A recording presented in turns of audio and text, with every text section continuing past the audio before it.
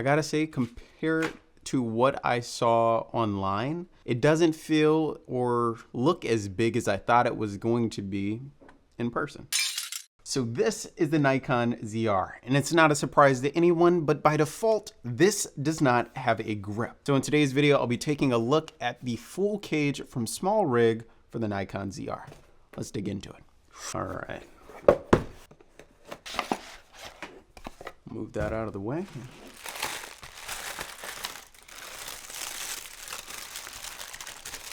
All right. Okay. Interesting. Okay, nice. Grip does feel good. So let's see. All right. They have this nice multi-purpose tool at the bottom there. Go ahead and take that out. I'll go ahead and slide in the Nikon ZR. So it looks like in order to install this on the camera, I need to first take out these two pieces using this tool. All right, now I should be able to slide the Nikon ZR without any issues. I'll flip this over and just try to screw that in. All right, just doing that part secures the bottom part. All right, and now I can go ahead and screw in the other 2 points. And there we go. So that is what we're working with.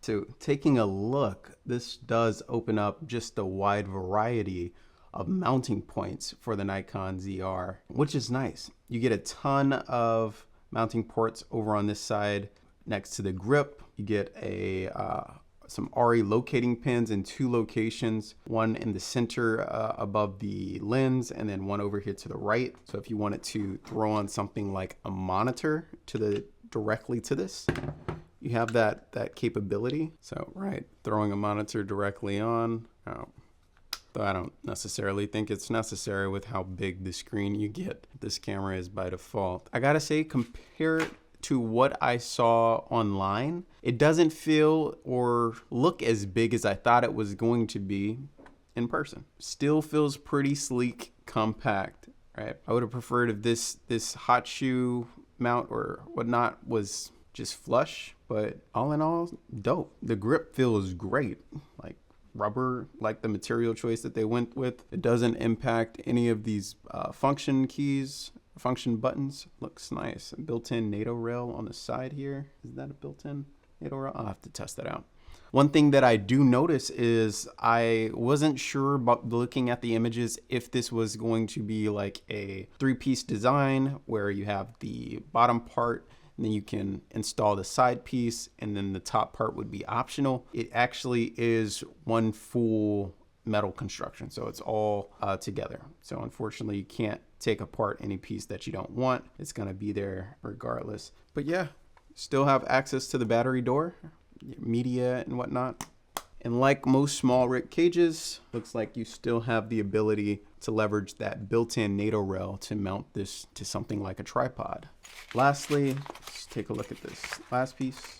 And essentially what that last piece is just the cable clamp to secure your connections.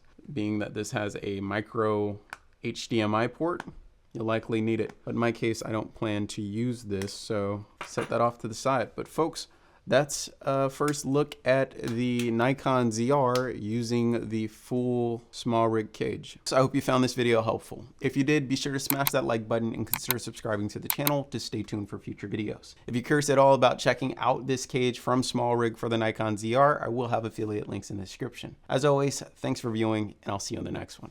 Peace.